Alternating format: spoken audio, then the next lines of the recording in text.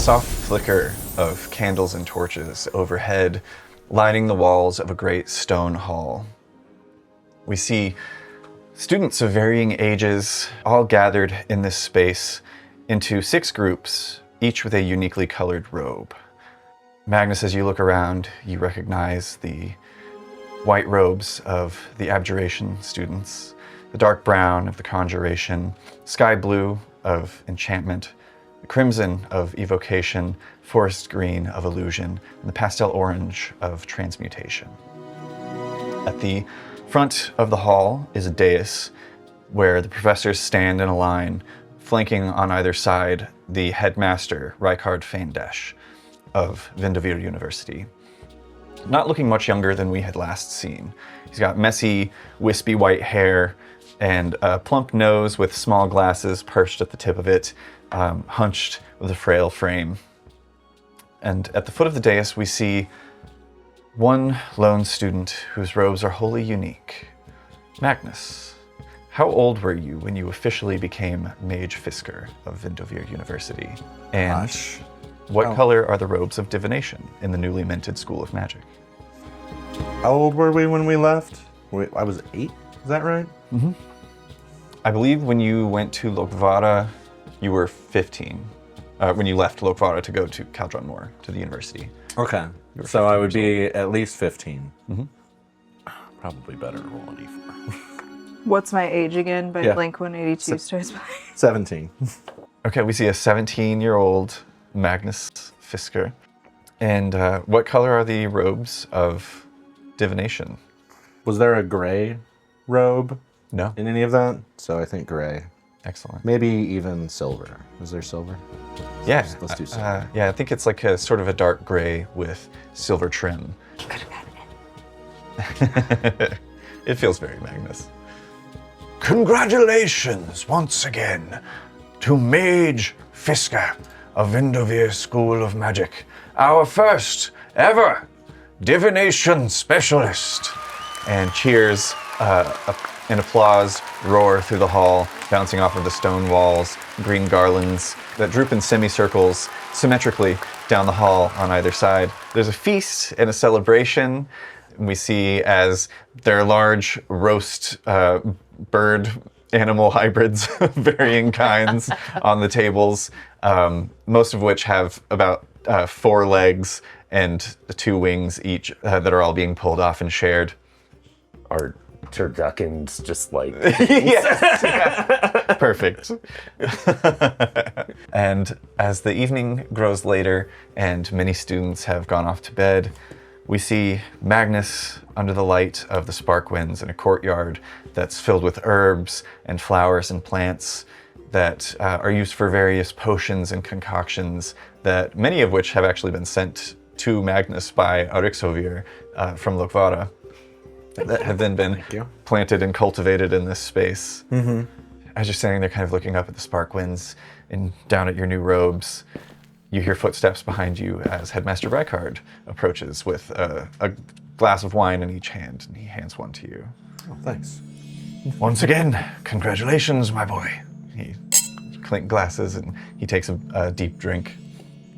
Just imagine the innovations we could make with even more tablets. I know. This surge of magic into Nox, I speculate, and this is merely speculation, but what if it's not the appearance of magic, but the reappearance of magic? The face of Nox is quickly changing, my boy, and we will be at the forefront of that change, to usher in an era of magic and understanding the world has never seen before.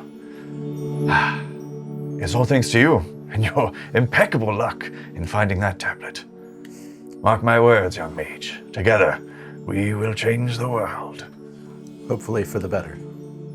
Well, of course. He cheers again and takes a deep drink. There's a flicker of torchlight, and you look up across the courtyard to see a man on fire. No, made of fire. What? The garden burns around you with each step that he takes. There's a flash of light before the fire goes out. Orange blood splatters from his bared skull before the bones fissure and shatter, exploding in the space. Magnus, you jolt awake, hands shaking. Where in Grunhelm did you nod off momentarily?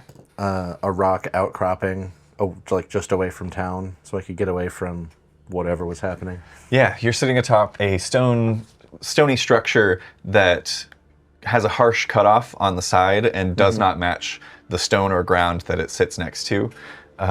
You find yourself jolting awake, heavily breathing, your hands shaking, as you still have the look of that man's face back on Ilvermyr inside the Temple of the Great Flame before you turned him to mist, seared into your memory. Yeah.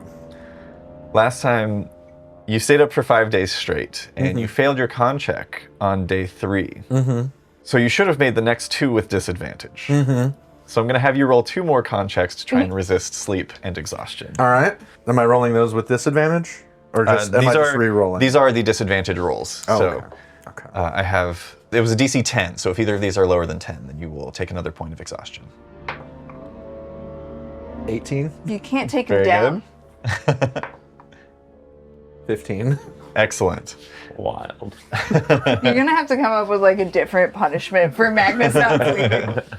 I do think that the DC is going to go up from here on out, from 10 to probably something higher. Sure. Also be sure that those are checks and not saving throws. Which they were both above 10. It's the same for me. Excellent, excellent. Meanwhile, what is everyone else up to in Grunhelm as the refugees have been taken to a triage area and Magnus finds himself resting outside of town? Where are the rest of you? Probably just helping out in the town. I imagine there's a lot of like rebuilding or like new homes that need to be built and stuff. And probably being one of the taller people, there's a lot of me just holding up stuff like parts of doors and roofs and stuff so that people can hammer and nail stuff together. Yeah, there's a lot of like wooden framing for walls that have been built, and where normally there would be like teams of people hoisting them up with ropes, Arik, you walk over and just kind of casually pick it up and hold it at a nice right angle with the other walls as the workers are not at a right angle. No, it's very crooked. I don't But it is up. Most of what the workers are doing is adjusting, trying to get you to hold it still. And then I try to put it back. I'm like, I don't understand what a right angle is or why you would ever want that in a building. You frequently get distracted by skitter monks that are rushing by. Army. I think I tried to find Kiva in like some downtime. Yeah, for sure. I don't know if this is kind of your purview or what your expertise is. But if I was looking for someone and I had no idea where they could have gone in the entire world, how would I start? Well, most people would start probably by coming to the Seekers Guild and putting in a request and a down payment to have one of our group's seekers find them. As one of those seekers going out to find them, you'd want to get as much information from your client as you can. What's this person? What are their interests? There are certain things about someone's life that you can glean more about where they might be just knowing things that you wouldn't think about otherwise. You know, is this, does this person have any specific hobbies that require a certain tool or material that can only be acquired from a certain area? Does this person, you know, are they religious? What religion do they follow? Are they practicing? What's a place that still has access to those things?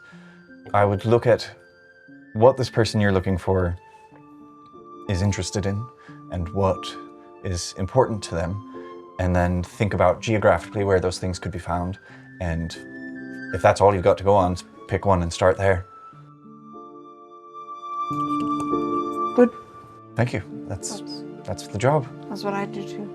Excellent. Well, you do find yourself as a seeker now among your own group, so if there is someone that you're looking for, you've got the benefit of you can do it free of charge as long as your party is willing to go out with you and find them on this journey. No. But thank you. Sure. And she turns back to what she was doing, which is, I think she's actually at the triage area, and She's like stopping somebody from bleeding.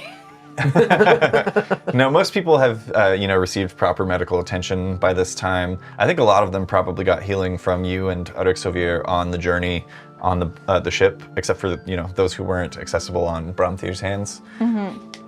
No, this is mostly like a brief living space now.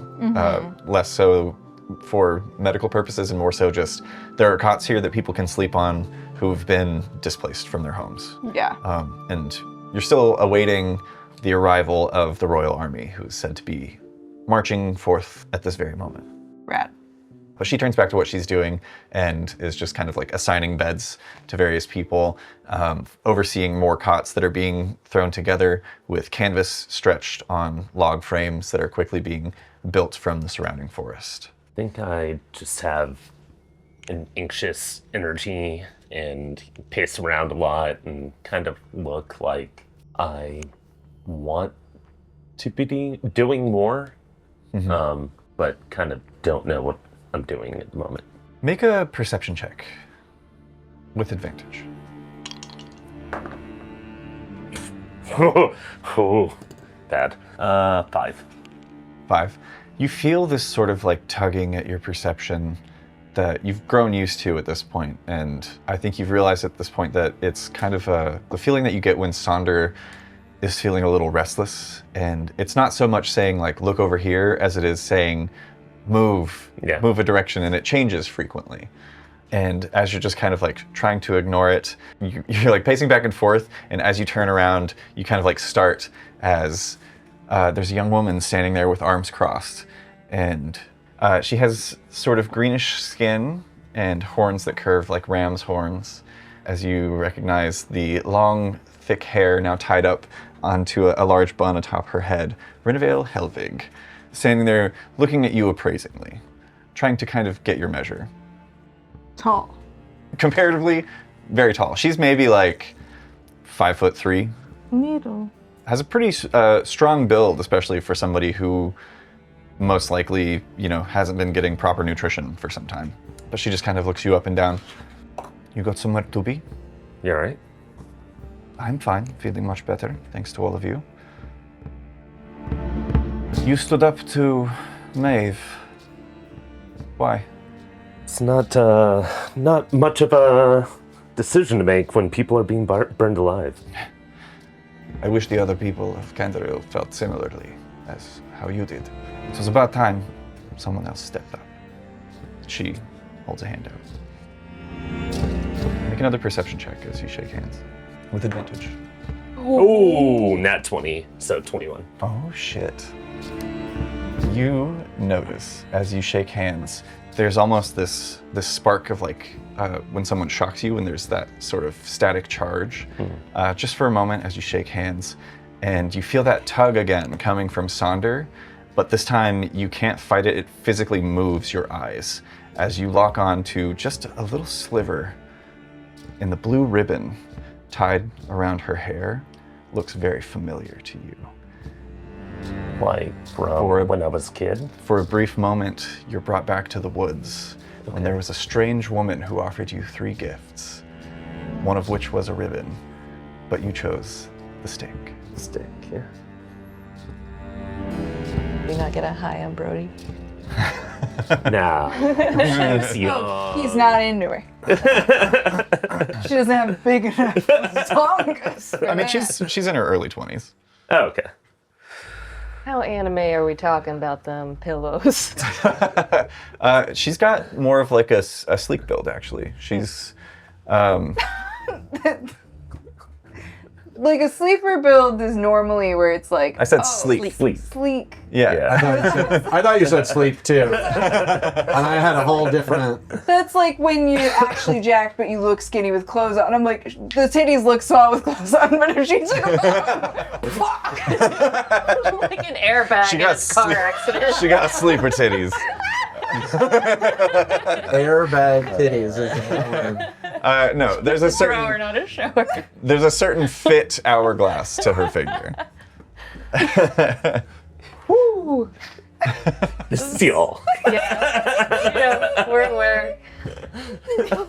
You have the brain cell right now. I'm sorry. Oh, I used up my brain cells last week. Shit. Do I even approach this?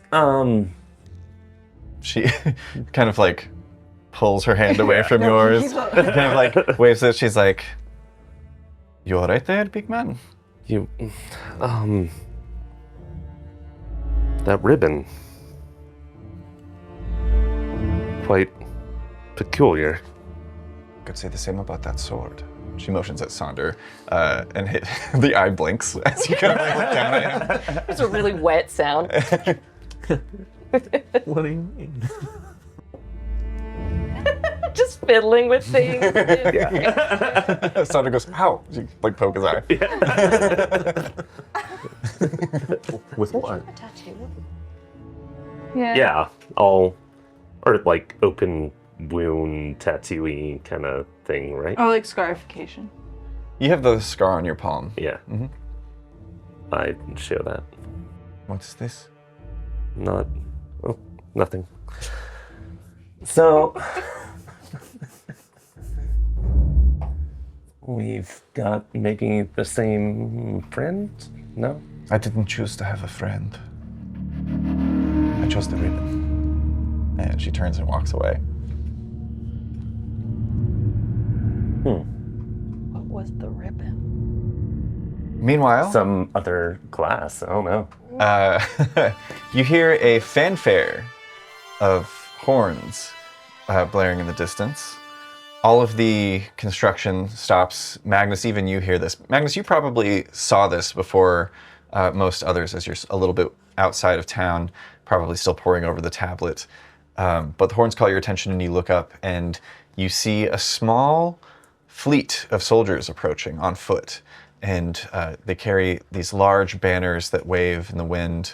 What type of banner is it? Black banners that have this sort of golden Celtic knot that emblazon them. And in the center is an antilox rearing up. You recognize this instantly as the symbol of House Lochvarran, the royal family, Lochvarran. Antilox. Antelope fox. Center. Do I have that in my freak list? Hold on, let me check my freak list. Yeah, I do have that. Okay, cool. You notice one banner that stands out though, and it is at the front of this group. Almost exactly the same, with the exception that there is a red line that sort of goes from top to bottom of the banner. And you see it is affixed to the back of a pangolion that is leading the charge. It's our boy, hold on, I have it in my notes. Hot here. boy? Yeah. Oh, yeah. Prince Hot Boy? Prince Owen? It's Hot Prince Boy. Owen. Damn, beat me to it. Oh, I remember him. Rather, the former Prince Owen, Lord Owen Lochvarran. The soldiers are arriving. You can see they're led by the former prince as they approach New Grunhelm. Magnus, you kind of start as you hear an expletive and look up and see Kiva standing a couple of yards away from you, kind of like covering the sun and looking out at the soldiers approaching, and she just kind of like curses under her breath before jogging up to you, and she's like, "You're a hard person to find. You've got a visitor. Just arrived, Mage Edith Groth." Oh. How did she know I was here? I'm not sure, but she I'll smooth my hair down a little. So I'm sure I look. she's back in town. She's in from Loamhaven, apparently. Is this someone that you know of? Yeah, we're colleagues. Wonderful. She's in town. I've also got to be getting back to town because it would appear that the coterie has arrived. Yeah. And she turns around and starts jogging back to town. Bye. She stops and she's like, "Oh, she's center of town, old courthouse. Waiting for you there." And continues rushing off. The rest of you see as a small infantry of soldiers arrive in the city, and Prince Owen is there as well. I think you all recognize the pangolion. First off, it seems now like almost a permanent look of like sadness mixed with a little bit of contempt on his face. So broken. He is very broken. Is he haughty? Yes, in two ways, two spellings. Is he like haughty and broken in like the Lestat kind of sense from like Interview with the Vampire? Yeah, but darker. Okay. Because he's got the sort of like violet skin and horns, long black hair. Gotcha. He pulls the reins on his pangolion, kind of like looks over the town, and he looks like impressed with the building that's been going on, but then looks at the people with concern before stepping off of his pangolion and stepping forward. Is there I'm here to meet a Kiva Sharpstrand of the Seekers Guild. And there's like some murmuring. I think she's running from the hills back towards town. Point. She's like waving her hands. A couple of minutes later, she saunters up, not very out of breath for how far she's had to jog to get here. My apologies, Lord Owen. I can show you this way to the barracks where we are holed up. And he just like kind of silently nods. Are there stables available for my men's horses? And, or not horses. No, there would be horses. What? Yeah, there's horses. Don't worry about it. Just regular horses? Yeah, regular horses are normal in Lochvarran. Not like a... Season 2 bombs, baby. That must have come from some other dimension. Who knows? Big lore decision on the fly. And Kiva begins leading Prince Owen and a couple of his retinue towards the triage tent where the refugees are. Magnus, shortly thereafter, probably a more casual walk, you re-enter town. You see your friends are about in various places, helping with rebuilding and assisting the townsfolk in different ways. You make your way to the courthouse. I'll prestidigitate the smell away and like clean up my hair a little. Yeah, you do while so. I approach. Nothing fancy, just to like, so I'm not a professional embarrassment. For sure. Just tired in the eyes. Yeah. You approach, and there, awaiting sloppy natties and all, is Mage Edith Groff. There she is. Mage Hello. Fiska. She stands and kind of like buttons one of her overcoat buttons, or sorry, one of her buttons on her cloak, just at the midpoint, positively spilling out. You all did this. That wasn't me. I think Matt did this. It wasn't me. Definitely Matt. Let's check that tape. Can you roll that back? I can't stop thinking of the term sloppy natties. That's what we call it. Definitely was Matt. What are you talking about? No, I remember. I thought that you might have returned. We had received word back in Loamhaven that the creature that carried Grunhelm away had returned, and I had also heard some rumors that you had some involvement in dissuading the creature from destruction in Lochvarran. So I thought that maybe upon his return, you would return as well. I'm glad to see you here in good health. Oh, thanks. News travels fast. That's wild. Yes, there have been leaps in our research. We've discovered some strange form of crystal in the laboratory. We've taken to calling it the Loamhaven Laboratory. Or, sorry, the Vordholm Laboratory, more appropriately. We found crystals in pairs, along with detailed instructions on how to pair the crystals with one another. And once they're paired, they seem to share coordinates in space, if that makes sense. So I have a few on me, I can actually. And she reaches into the pocket of her coat and she hands you one. She's like, hold this. Now, give it a good squeeze and focus on it. Okay. You do so, and then she lets go of the one in her hand and it remains in place there. Give it a good shake. And as you move it around, you see the other crystal matches its movement perfectly.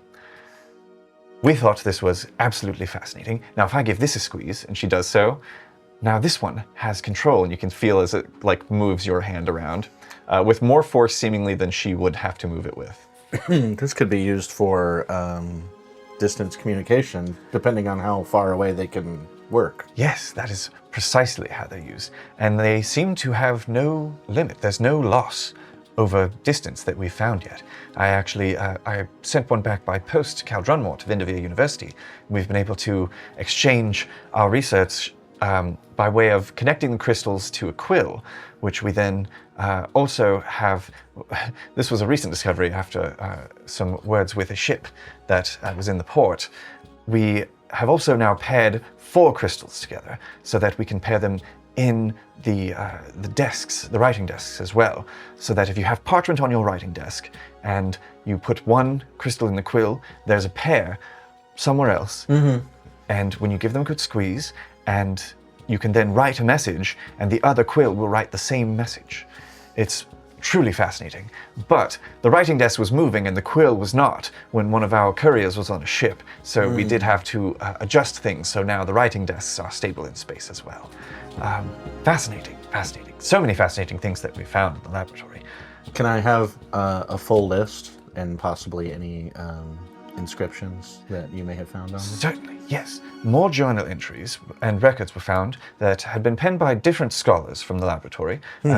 We call it the laboratory because it does seem like it was a place for not only research, but also creation, ideation. Wonderful. Kind of like the Vendivere University of its time, perhaps. Yes, but far more advanced from what we've gathered.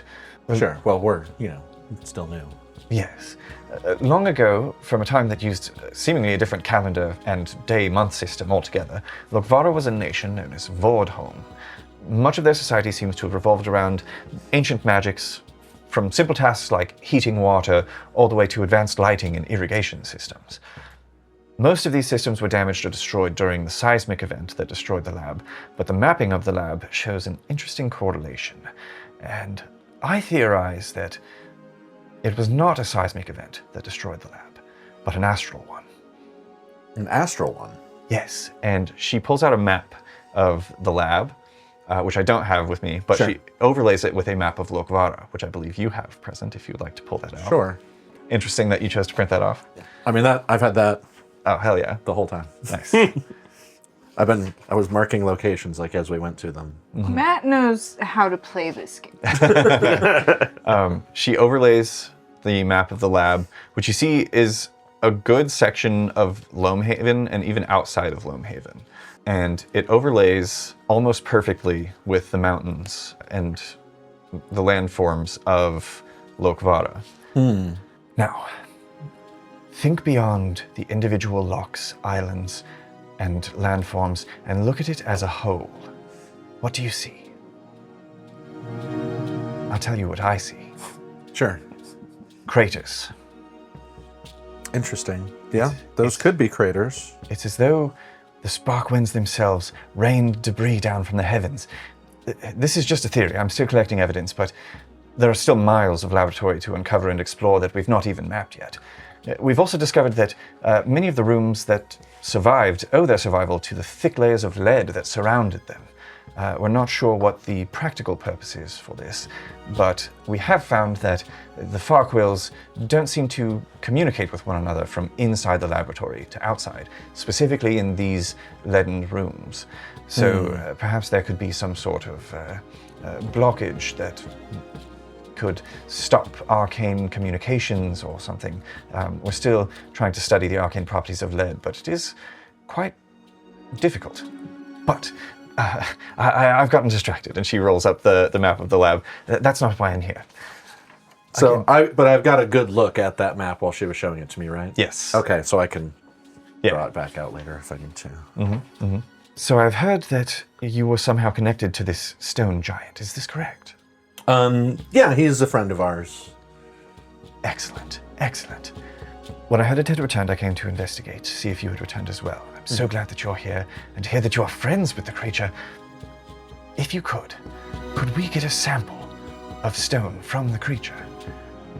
I'd love to have my transmutation experts study it.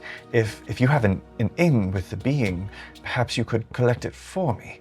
I can ask if he'd be willing to part with a small sample. Wonderful. That would be incredible. She Wait, is he still here? Yeah, Brontheon is still here. Oh, okay. He's further outside. He's still kind of like Lounging. within the lock, just kind of. He doesn't really lounge. Just kind of like stands in this like mountainous form, and it's not. He's like more still than most living beings, but there is still like occasional movement. He does seem to experience boredom sometimes. But yeah, he's kind of like waist deep in the lock, outside of town. Is he by himself, or is anyone with him like while he's chilling out there? He's currently by himself. Okay. How do I guess we just take the ship out there and talk to him. And as she says this and gets kind of animated, she kind of like steps a little informally close to you and like kind of like grabs your arms a little bit in her excitement before there's a momentary pause, and she kind of like catches herself and steps aside and puts her hair back behind her ear. Ma'am, I have no interest in romance. Only science. I've been awake for 5 days. I couldn't catch that. If it was written down and shown to me. Are you all right? You seem... I don't mean this in any ill way. You seem different from the last time that we met. Oh, well, a lot's happened. It pans to a picture of Magnus with like the neatest lines, just like bleary eyed. Looks like he got two. I don't know if you guys... Ren and Snippy, like, close up. What do you mean? I was gonna say, I don't know if you guys have been watching the Mighty Nine animated series that came out recently, but very like pre-Caleb and post-Caleb backstory. Like young and fresh versus just like the most tired there's ever been.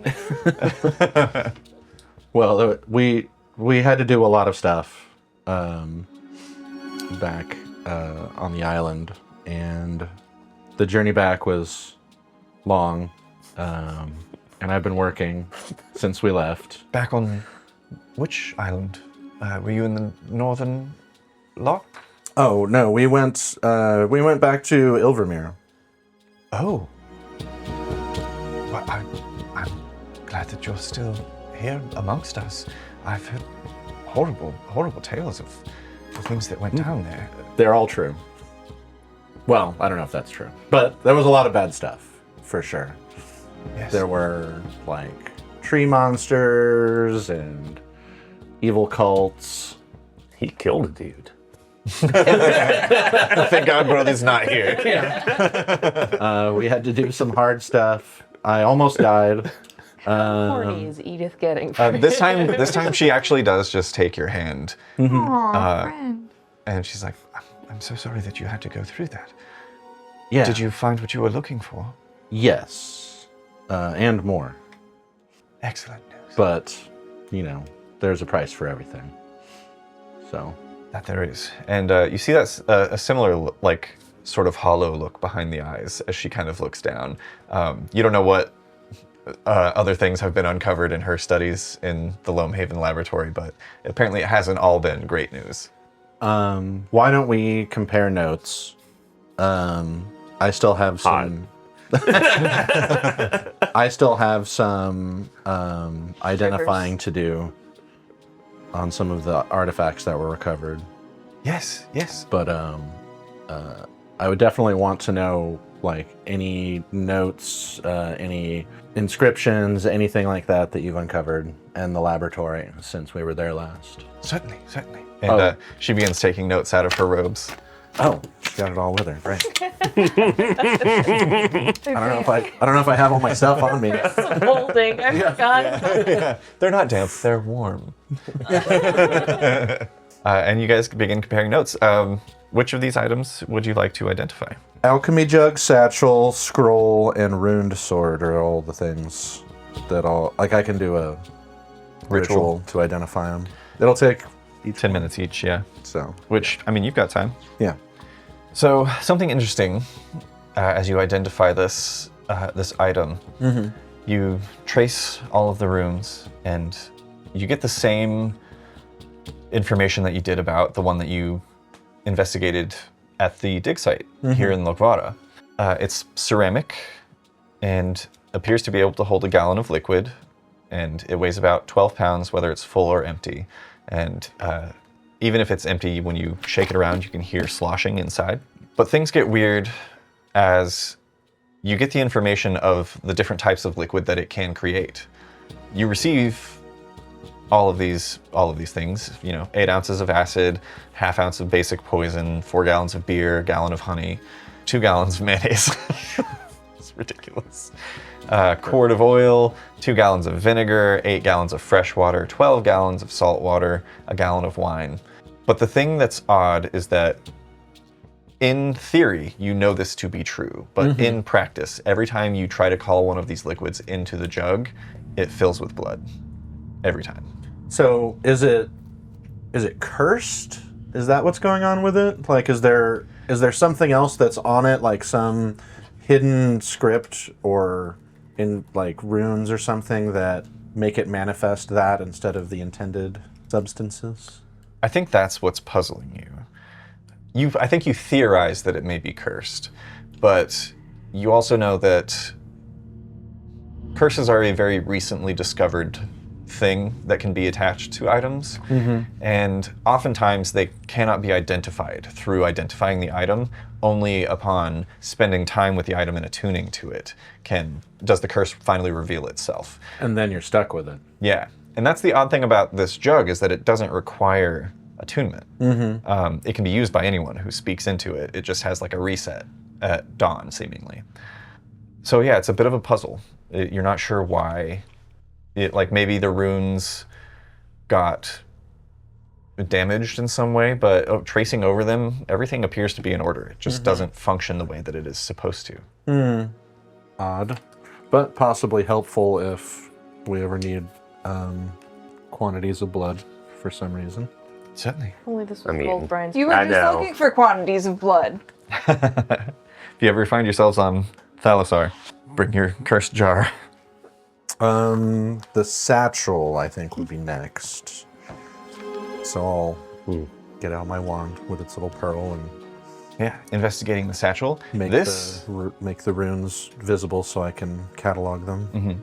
This is a bag of holding, Oh. which we all know how a bag of holding works. Sure. In case there's any viewers who this is your first D&D foray, a bag of holding is bigger on the inside. And how much does this one hold? I believe it holds up to 500 pounds, standard bag of holding, but it only ever feels like it weighs 5 pounds. Don't put guys in it. Also, longer than 10 minutes unless you want him to suffocate. yeah. Also, if you look inside the bag, it appears empty, but when you reach your hand in and think about retrieving an item that you've placed within it, you find it with your hand and pull it out. I think also because you cast Identify, you're aware that to empty the bag would also break the enchantment on the bag. So it would no longer be usable, but you can flip it inside out to expel any items that might be inside. So you risk losing the bag, but if there are items in here that you don't know about, you cannot otherwise access them. So just fill it up with blood. And get everything out except for a little bit of the blood?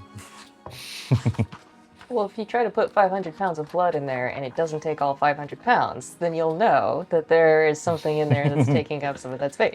If we send someone into the bag, can they find all of the items that are currently in it that we don't know about? I think having also identified it, you are aware that it is not a good idea to send someone into the bag, because essentially what this is, it has the enchantment has created a sort of pocket space that is somewhere else, Right. almost stitched onto the side of your reality. Right. And within that space is a void. It is a vacuum. So there would not be air to breathe. Right. There would not be sunlight to see. It would be certain doom. The pressure change alone would probably kill someone. What if we got a really big spoon and just like tried to... How can Did you miss the part about how you your have way to- out of this Yeah, way? exactly. 500 pounds of blood, man. Come on. Yeah. Quit being stingy. You have it right there. Wait, I have a mage hand. 8 pounds gallon. Do the math. Once again, when you place your hand inside and think of the item you want to retrieve, that's the key word. You have to know what it is you want. But what we want it to You could be just different. stick your hand in and think about random things and see if anything comes out. I reach in and think about a tablet and try to pull out another tablet. You reach around thinking about the tablet, you don't feel anything. How about a book? Is there a book? Do I have to know the specific title of the Yes. book? Mage Groth is like, I've got an idea. May I try? And she reaches into the bag. Flips it inside. You see, the bag is like messenger bag size, maybe like 14 by 11. And she opens it up and reaches her arm down down to the shoulder, or up to the shoulder, I should say, and is like reaching around further than her arm should be in the bag, thinking, and there's a moment where she goes, oh, and she pulls her hand out and she's holding 2 turquoise chips. Oh. I think these belong to you. And she hands them over. Thank you. Money! Now there's a scroll, so that I'll also identify without reading it to discharge its magic. I would say you don't get like a name. You get the function of what you find. This scroll imparts a magic onto you that allows you to hold it for up to, you estimate, about 10 minutes if you concentrate. You can link yourself to a particular creature that you are familiar with. Creating a physical connection, or rather having a physical connection with the creature, makes it a stronger chance of success. It calls into being a sort of invisible sensor within 10 feet of the target that you've been thinking of. Through this sensor, you can see and hear as if you were there. It will move with the target, remaining within 10 feet of them, and you get the sense that just because it is invisible does not mean it is indetectable. I think I know what spell this is. Yeah, but it's scry. Yeah. Scrying, I should say. I was thinking either scry or like magi. But yeah, so you have a one-time use of the 5th level divination spell, Scrying. That's pretty badass. I bet we could use that to find Saoirse's dad or sister or whatever she's looking for specifically right now. It would certainly be helpful. And that sword. Yes. As you trace the runes of the sword for power, as you begin your tracing, you actually get a closer look than you ever did as a kid, because this was always behind a display. And as you drag the pearl, it's a pearl, right? Yep. As you drag the pearl across the runes, you realize that each of these runes for power are made up from much smaller runes that are scribed so tightly coiled together that they make up the larger runes themselves. Oh, that's sick as hell. It is incredibly precise and takes you the full 10 minutes to just make sure that you've traced everything. There's that glow that's left behind before you connect the circuit, and it sort of flashes. This sword, when properly attuned to, becomes almost like ice. In doing so, it's so cold to those that it attacks that it has the potential of causing their body to go into shock and stunning them momentarily. It also has some interesting runes on the hilt that, when attuned to, you think you actually recognize a lot of very similar functions to the little items that, the little crystals that Mage Groth showed you. It appears to be able to return to the wielder's hand if it has been thrown. Oh, There's like a reset. that's cool. Mechanically, Is it like a frost brand or returning frost brand or something? it's called the Cold Razor. Cold Razor, that's dope as hell. +3 bonus to attack rolls and damage rolls. Sick. On a successful attack, the weapon does an additional 4d6 cold damage. If a single attack does more than 20 points of cold damage, the target must succeed on a DC 15 con save or be stunned until the end of its next turn.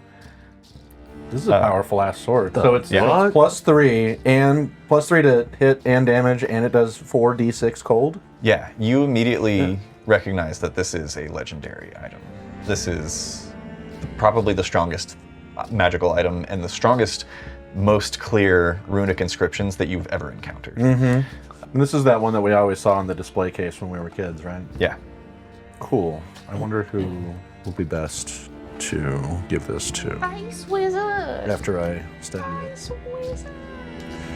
After I learn how to make one myself. It is a long sword, by the way, so Oh, that's good to know, actually. it must be wielded What by do you someone use? proficient. Me? No. I know you don't. What do you use? Longsword.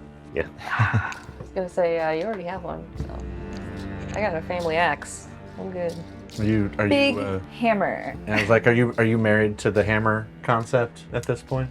While this is Yeah. going on, Magnus, you've been gone for about 40 minutes now. Magnus, what are you up to? Or sorry, Bodhi, what are you up to? You had that odd interaction with Had the odd interaction.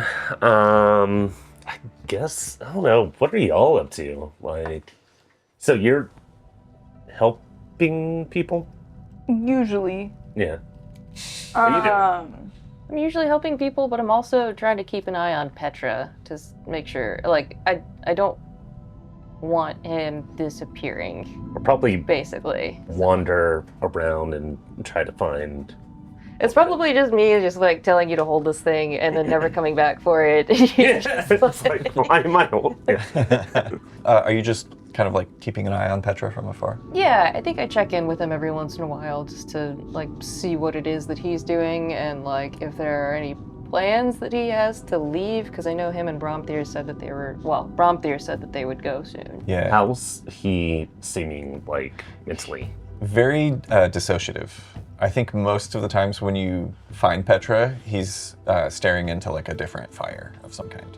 Whether it's like a torch burning on a stick or like a campfire that people have set up. Most recently, you see he's like sitting on a log holding a full bowl of porridge that he has not eaten any of yet, as he's still just kind of like looking into the flames. I always just put something on him, like a flower in his hair or a chippermunk on his shoulder. Yeah, they're all still there. It's a collection. Immediately. Is the chippermunk just like frozen in place when they place it on it? Just snuggled in, Oh, okay. probably. Yeah. It does the whole like climb around the neck and then like rest on him like on one shoulder, but its tail goes around like a scarf. I think, could I find Magnus? Yeah, at about this time, after asking around, Magnus, you're just finishing up the scrawls on the sword, and that information is implanted into your mind, and you know just how significant this is. And the door opens, and Edith kind of like jumps a little bit before looking up and seeing Saoirse, and she's like, "Oh, your friend, Saoirse. Yes. Pleasure to see you again." And she holds out a hand to shake your hand. Good to see you. And it like lingers there for a moment, like, so warm. Would you like some privacy? I mean, it's not a super secret question. I was just wondering, do you have any plans or needs to go back to the school? Well, I had thought so, but it seems like we have a line of communication available potentially. Is there a chance I could get one of those transcription stones so that I can send my discoveries back to the school more efficiently? Yes. Excuse me. We've actually found a quarry nearby the laboratory in one of its exits that it seems the stone has been growing rampant for years with no one collecting it. So we have a surplus, actually. I could spare some. Wonderful. She pulls out a small satchel and news.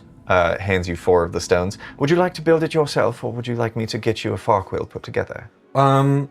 We've taken to calling them far quills. Do I have the? I came up with the Do name. I have the necessary I don't skills think it to could make be one? misheard at all. I feel like it would have to match like certain standards, you know? Are any of them? Oh, like mechanical Yeah. requirements? Like the This same height operating and whatever. system doesn't Yeah. match. So how would we link these with the ones at Vindivir? Would I have to like link 2 and then send like 1 to Vindivir and like leave 1 with you or something? Yes. Okay. My understanding is that Vendivir is putting together a communications room. There are a number of these quills that will have plaques above them that denote where those quills are linked to, and they can receive communications that way. I'm also working on something that I think will be quite handy, which is for a live communication, some way that we can, it'll be easier to show you.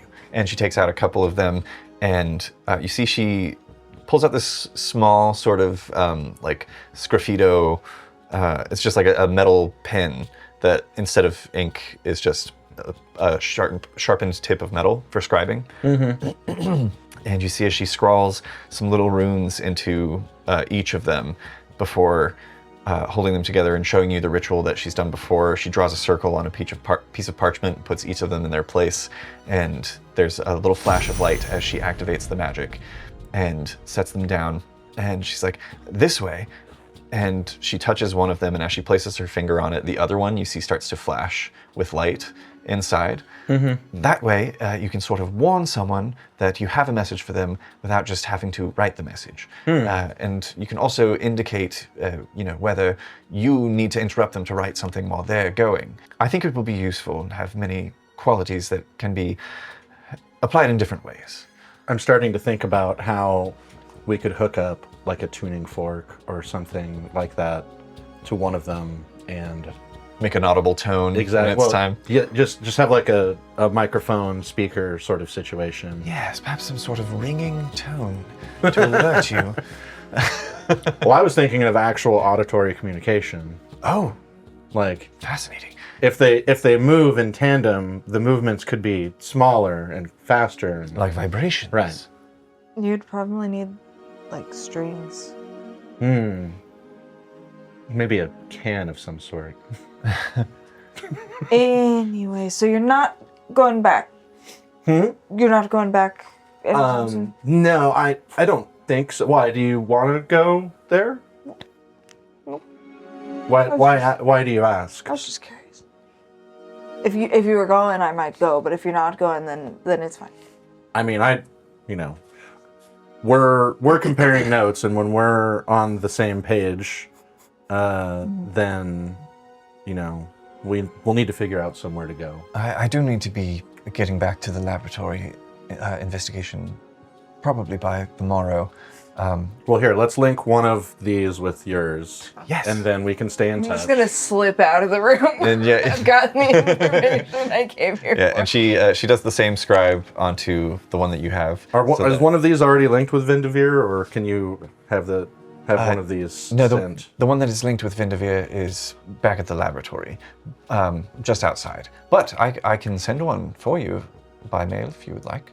Yeah, so I'll link one of the stones with one of the other ones and give that to her so she can mail it to Vindavir. Yeah, So then I'll have a link with her and a link with Vindavir directly. Excellent. Yeah, Okay. she does so, and yeah, she includes the little blinking light in each of them. Cool. So that you can basically be informed when it has arrived by the light will be blinking. Awesome. And if you can secure me a supply of like the stones to experiment with, also for later. That's not a right now thing. So that would be cool. Certainly. Cool. Thanks. Of course. We'll be in touch with sharing my research discoveries and stuff from the island. Yes, and mine as well. So whenever she leaves. Oh, goodbye. By the way. Thanks for coming to find me. Yes. Don't forget, if you can, a sample from the stone giant. Yes, I will go try to do that today. Excellent. I've got a room in town. I'm at the Ridgetop Tavern, room 17. If you find anything. Ridgetop Tavern. Queen size bed. Room 17. Yes. Or if you just want to compare any more notes, I don't have any other plans for the day. Understood.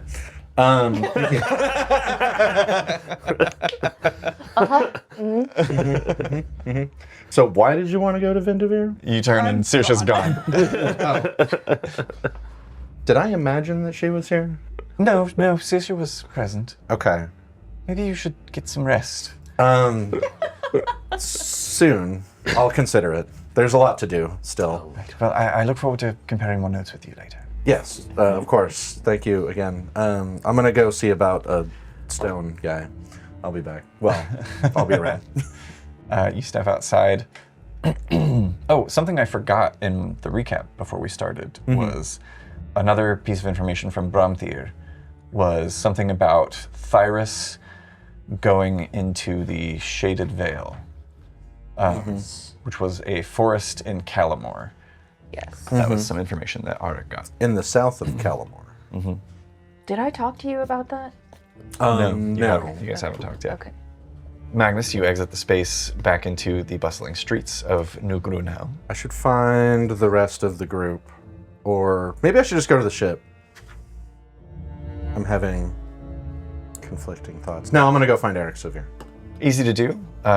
They cut an imposing figure in town as your 7-foot-something friend. You see is probably putting some skittermonks up in the top of a tree. Oh, just placing them in the tree. Arik Sevier is not up the tree. I'm probably up in the tree. That was a silly statement. It's true. It's true. They're like approaching from afar, like shouting. Yeah. trying to get your attention. You see Magnus down below. I'll jump down. Oh, Magnus.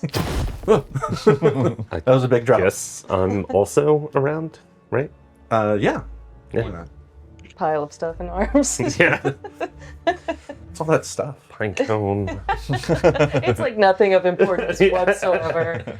A lot of things you're familiar with receiving in the mail.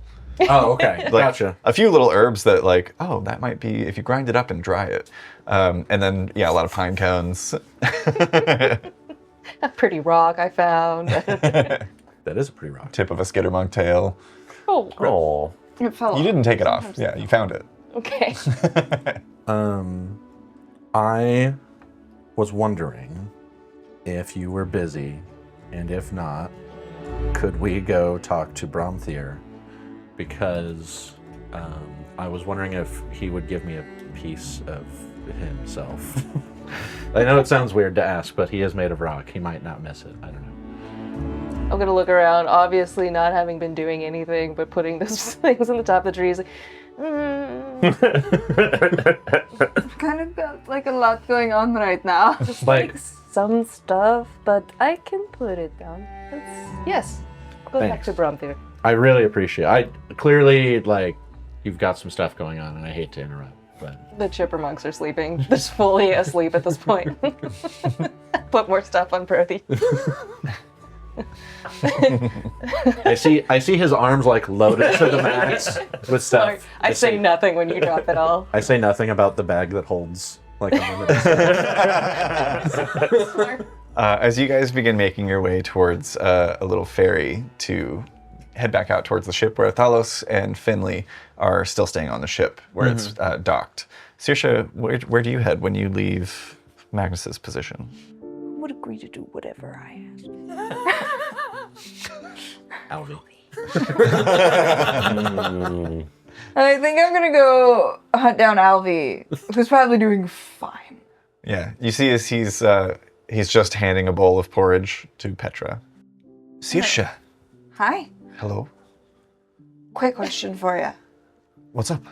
You have been in a small place for a very long time. Yes, this is a lot.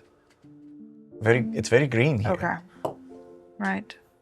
It is green. It's green in a lot of places. There's a lot of places. Do you want to see more places? Yes, have you been more places than Lochvarran and Ilvermyr? No. So we don't know for sure that they're green. I've heard, Oh. Well, there's only one way to know for sure. I've been told. Right? Have you ever considered enrolling in school? Like what kind of school? They teach magic, I think, primarily. I would like to know more about it. Petra has shown me a few things, but it's the way that he teaches is not good. Erratic. He's a little erratic. I know someone like that. Really? Do you know of a place that teaches magic in like a school setting? Yes, I don't know how to get in, but we could figure that out when we get there, All right. I think. Do I know how Magnus went to college? I sent letters. But, like, do I know anything? Because, like... I think you know that he sent letters and there was like an admissions. It was very different when Magnus started versus what Magnus brought it to. Right. And a big part of his admission was the discovery of the tablet and its workings. He didn't have the physical tablet itself, but you had the rubbings that you had gotten.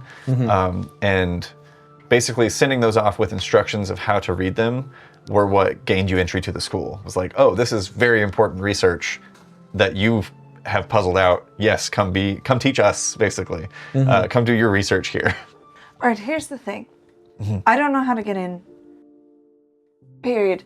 But We could always go there and ask. I think that there's a couple of things I'd like to poke around town for around the school and maybe ask them a couple of questions. But I think that maybe I don't know what everybody else is trying to do right now. Right. And I don't want to bother them. Okay. But I also don't know how to get there by myself without being killed by some sort of creature or who knows what's out there. Right. I don't, Okay. personally. So I was thinking we could go and we could maybe try to I don't really want to go to school, but if you'd like to ask them some questions. Sure. I mean, yeah, that would be. Should that we would be bring Petra? good. I would like to. I He'll think he should be probably studied. just bounce whenever he gets the. Eventually, his thoughts will come back to him, and he'll get a wild hair, and he'll Is go that a do some. skitterbug? Oh. He starts brushing off some of the acorns on the shoulders that have been set there. Another pretty stone. Yeah. Wait, keep that one. Yeah, he actually Keep his it. pockets that. No, don't. Put it back. Puts it in Petra's breast pocket and pats it. There you go. Petra, do you want to find the magic school? And there's a moment where Petra looks up. A school? They still have those. This is the first words that Petra said since you guys have arrived.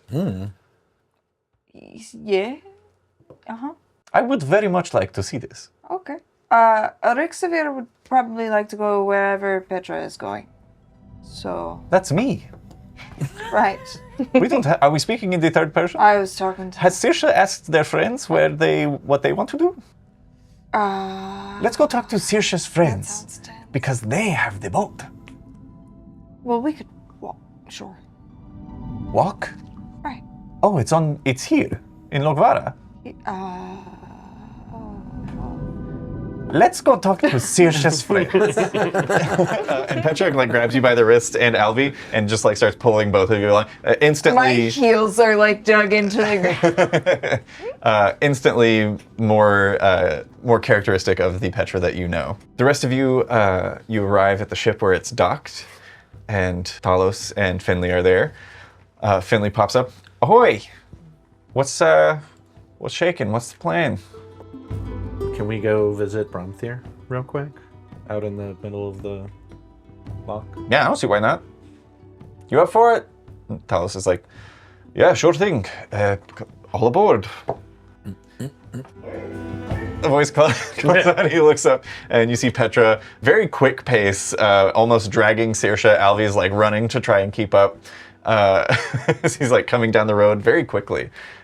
These two adult people he's dragging are no burden on him at all. As he approaches, where are we going? To go talk to Bromthir. Perfect. And he shuffles Saoirse up onto the boat. Alvi just kind of goes up on his own. Petra pulls up the gangplank and sets it aside. You've seen better. I feel better. I hear there is a school that teaches magic. Yeah, I went there. You studied there? Yeah. Wonderful. Where is it? Is it in Lochvarran? Saoirse was confused. Oh no, it's in Cal Drunmore. Very confused. That's the name. Cal Drunmore. But it's on land. Kind of sounds like Yeah, Calamore. I didn't go I to mean- a fish school. That does sound like Calamore. Is Cal Drunmore near Calamore? Well, I don't know what Calamore is. I've never heard that name before. About Shaded Vale? Do you have a world map I could look at? I mean, I can draw you a map. Maybe I have a map on me, actually, for Cal Drunmore at least. Probably the places think that you- I've lived, I would have Yeah, maps I would of. think so. I think from the school you would have at this point it would be a world as we know it map because again, Yeah, I would definitely every have type that. every type of travel is dangerous, and when the Sparkwinds, when the Ember Flare happened, things happened all over Nox, not just on land but also in the seas. So all travel is dangerous. So there's not a collective. We know we have mapped every region, but known places that can communicate with one another. have been. Hang on a second. I'll go down to my room and get stuff. I really got to organize this before I put it all in this bag. I'll grab the maps that I have, and I'll bring them up and put them out in the light. You lay them out, and Okay, we're here, and Cal Drunmore is here. no. And Petra takes the whole thing and flips it upside down. When he flips it upside down, I go, I guess that frame of reference is fine. Yes. Okay. So this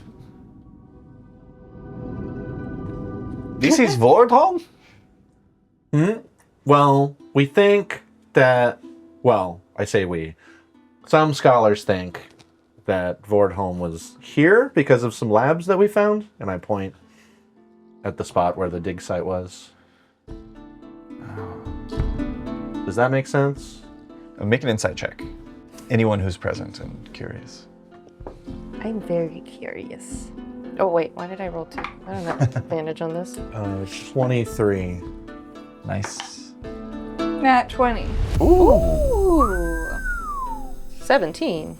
22. 10. 10. Mostly good rolls. Brody, I think you're distracted because as this conversation is happening and the maps are being laid out, Saunders in your mind like, Brody, we haven't done the thing yet. We were going to do it. You said we'd do it when we got back to land, and you didn't do anything. You talked to that weird girl, and you held a bunch of creatures. Brody. Brody, you said. It's like psychically tugging on your coat. Meanwhile, the rest of you, as that's happening in Brody's mind, you mention the lab and its placement, and that there were things about Vordholm there, and the theories that Edith Groth gave you. You see a shadow is cast over Petra's face. Not like the vacant kind of look that he got when he was like catatonic. Like that thing in anime when like a dark shadow goes across their face and they're having dark thoughts. Yeah. Okay. There are memories happening. Saoirse on a natural 20. I think you, above anyone else here, recognize what someone looks like when they are reliving a traumatic event. While others might interpret this as Petra looks sad, or, oh, Petra looks contemplative, you see somebody who feels guilty. And I say on a natural 20, you're probably also familiar enough with the feeling that you see someone who looks guilty for something that they didn't do. I'm gonna approach. I'm gonna take my finky. I'm gonna grip his cheeks. I'm gonna twist. Ow. Shit. Why? Did you just Ow. purple nurple his cheeks? Yeah. What was that for? Because your thoughts just now are useless.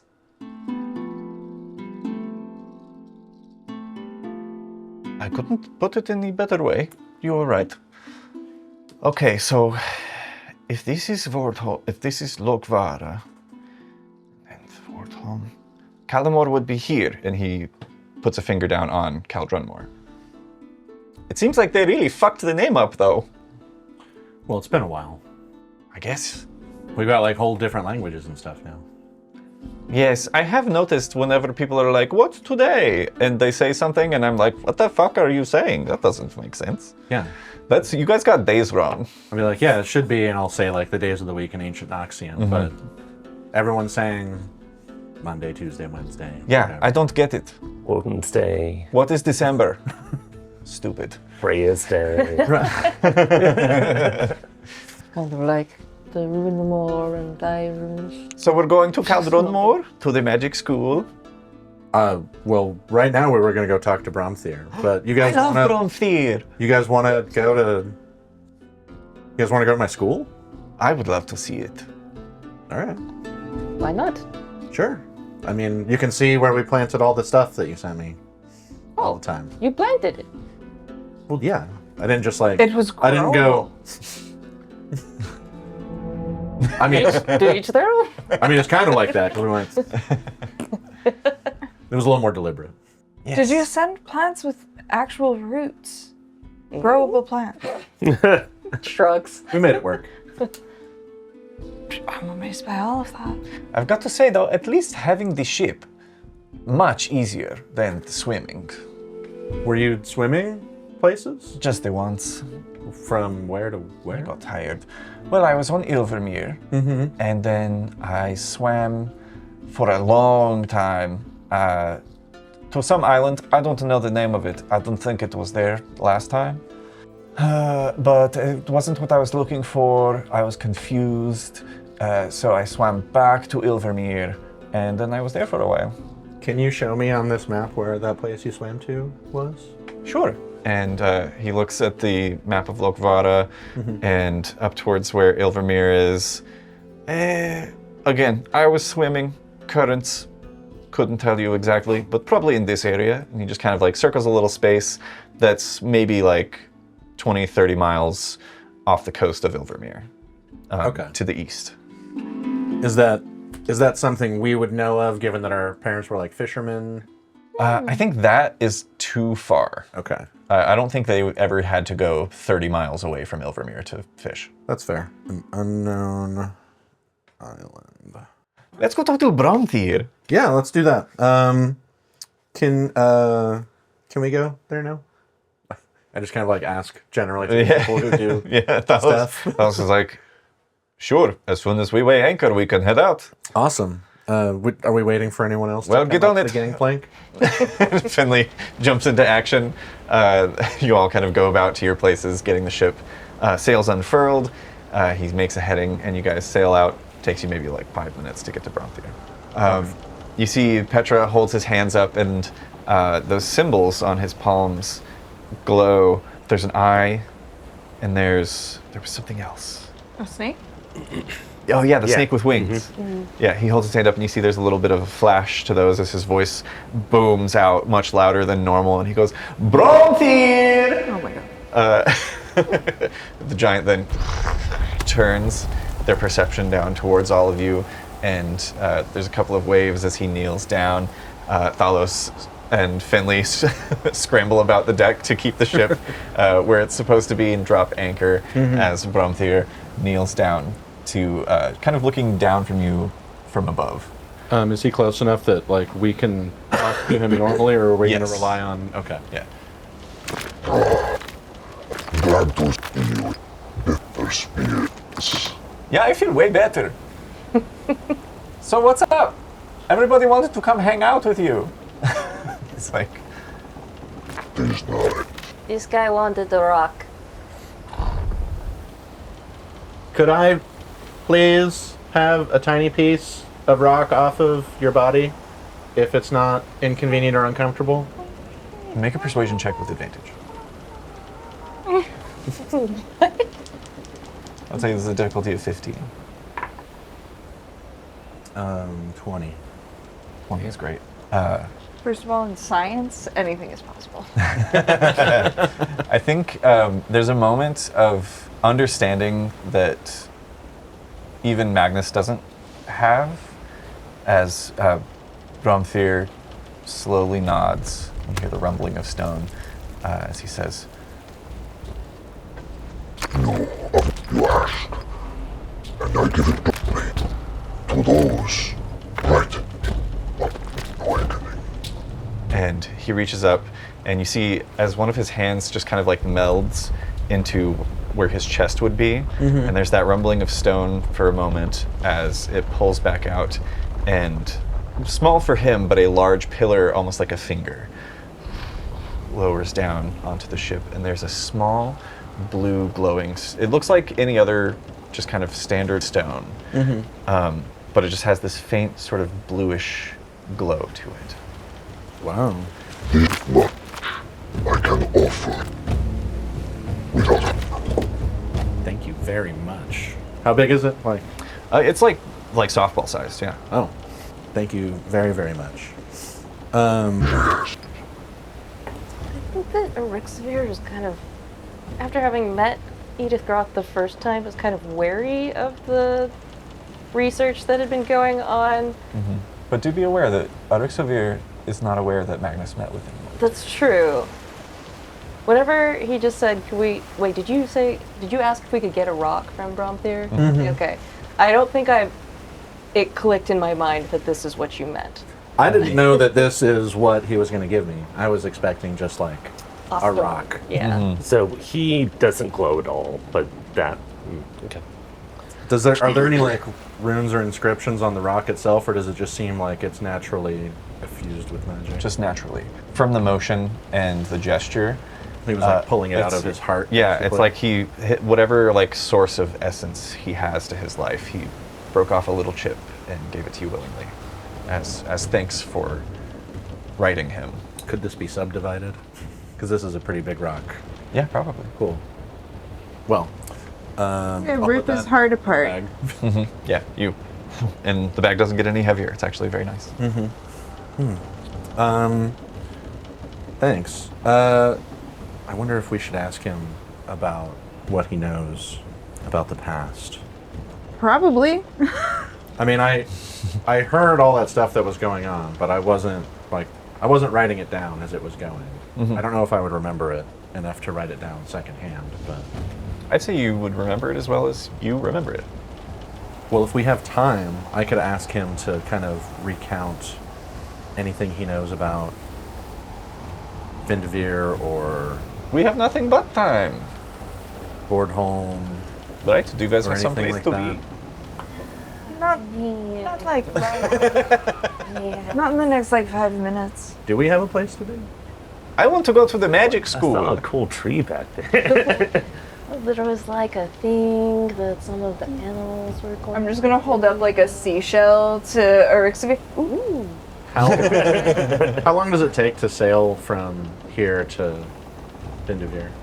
It's actually shorter than the trek from Ilvermyr to Lochvarran. It's maybe a day's travel, a day and a night. Oh, okay. We wouldn't need to get that many supplies to go then. Yeah, if Ilvermyr to Lochvarran is Iceland to Ireland, then Lochvarran to Caldrunmore is Ireland to the UK. Okay. Very close. Gotcha. A little further than Ireland to the UK. Well, anything that he wants to share, I'll write down real quick. But if he's not in the mood, then we can go. I am willing to speak, but for memory, it is easier to recall when something is triggered. It is hard to pop up a memory. Nothing. Do you have questions? Yeah, I'll ask him about a bunch of things that I have learned about as far as like the destruction of that lab or like that guy making that obsidian egg or whatever it was called. I have no memory of obsidian tea, That's it.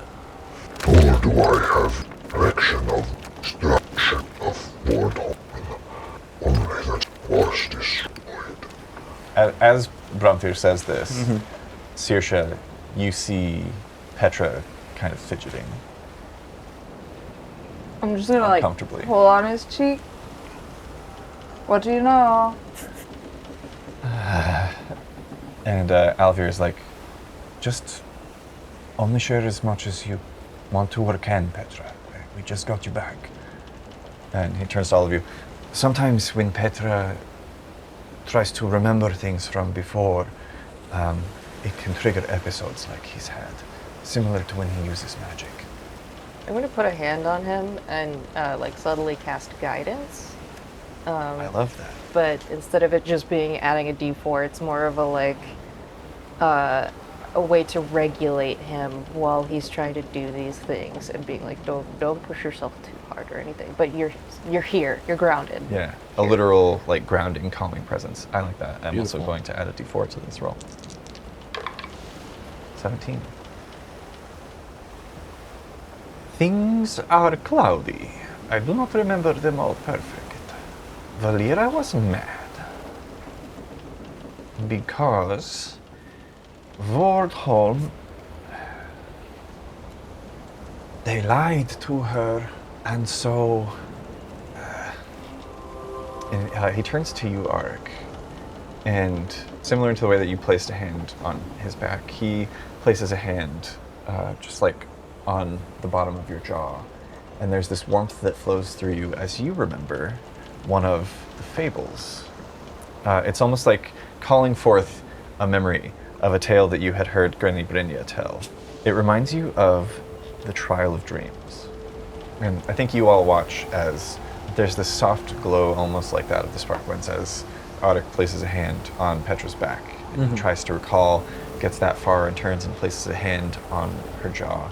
And you see that same light kind of swirl within Arik's eyes for a moment as she has this moment where they look lost in thought. Does Arixavir look like catatonic the way that Petra becomes? No. Okay. Is Valera mad at you, Petra? Yes. So, most of the time. But I was not involved with Vordholm. I should have been. It's part of why I want to go and see how things are in Caldron more at this university. You see, sometimes when people have a lot of knowledge and they use it for good, things are good and they prosper. But sometimes those same people get bigger ideas, selfish ideas. Sometimes these ideas can push kingdoms to reach past what they should. Vordholm was reaching too far in Valera's eyes. And Aerith agreed, and so together they came to teach Vordholm a lesson. But I told them not to. And at this point you see Petra looks up at Bramthir, and it's almost like he's apologizing to Bramthir, who is, stoic and impassible and impossible to read as just a stone cliff face looking down at you. You said Valera and who? Aerith.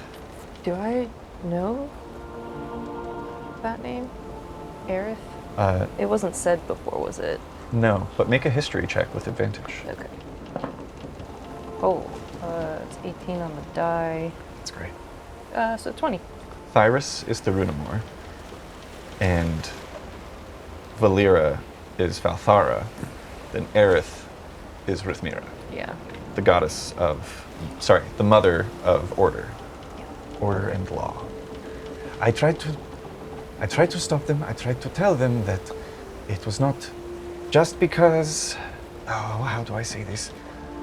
And you see Petra starts kind of like shaking a little bit. They were misguided. They didn't know what they were doing. It was the king. The king was the problem. I told them if we stop the king and put someone in place who can set him on the right path, but Aerith, Valera was more trusting of Aerith, and together they brought their wrath down on Vordholm. And I'll pull out the map that I have of Lochvarran and I'll be like, did they bring down destruction from the sky that caused it to look like this? I'll show all the things that look like craters. yeah, Valera, Yikes. she knew more than all of us. She was incredibly wise, but incredibly informed. She had unraveled mysteries that had been mysteries for generations. She set her reach to the stars. And she learned how to pull them out of the sky. That's a terrifying but very interesting thought. As you say this, Petra looks at you almost untrusting. Same. Yeah, I think we all give Magnus a... I'm like sitting here writing lookups here. What? Petra holds a hand up into the air towards Bramthir. You see Bramthir kind of, even though he's like a good 20, 30 feet away, recoils at the hand for a moment before the ship begins to rock and list as Bramthir stands up to his full height and pauses for a moment. Petra just holds out a hand and makes a small sound in his throat before Bramthir turns and begins stalking out into the ocean. Scary laugh. There's a moment where Petra looks down at the floorboards of the ship, standing calmly and as the ship moves and sways, and the rest of you are like catching yourselves, and Thalos is like trying to right the ship, and Finley is adjusting the sails so that everything can be leveled out as Petra just stands there perfectly still in his place, looking down at the ship before he collapses and falls to the deck. Alvier rushes forward and kind of like has to slide down the deck a little bit as he gets to him and cradles his head as Petra is convulsing and shaking, and Alvier flips him over Bramthir disappears in the distance as the ship once again comes to a stop, just gently lapping in the waves now, as Alvir lets out a deep breath and looks up at all of you. He will be okay. Like I said, this happens sometimes. It's not usually as bad with the memories as it is with the magic. I would like to see this school with Petra, if that is okay. I'm sure I can get guest rooms for everyone when we get there. Good. And as Petra still lies there, eyes rolled back in his head, and ceases convulsing, but slowly falls into a sleep on the deck as you all kind of look at one another, and Thalos begins preparing a heading for Caldronmore. I'm going to cast Healing Word on Petra by whispering one of the fables to him. Yeah, which one do you whisper? Oh, that's cool. I think it's probably going to be one about Thorunamore. Yeah, I think I actually want to do the Forest of Shadows one, which it seems like it was about like growing in a cursed land, growing a seed in a cursed land, returning lush and green. And so I'm just kind of like whispering that to him in ancient Noxian to kind of just be like, good things can happen in bad times, or to kind of plant a seed of goodness in there. You reach the passage. For 7 nights he toiled, digging deep into the barren earth until he reached the roots of the world. There he planted the seed and whispered the ancient words of growth and renewal. And Petra's eyes kind of just slowly open as he looks up at you, and a little smirk comes onto his face. He's like, 7? He did it in 3. And that's where we're going to end this episode of the Sparkwind Chronicles. Yeah. Oh. It's chaos! Oh no, so much chaos. I can't handle so much chaos. So much chaos. Things are happening. Oh man. Notable quote are airbag titties from that episode. I missed that one. I think we said it like because of the sleeper build. Right. Yeah, the sleeper titties. Yeah. So we've got sloppy natties, and now we've got airbag titties.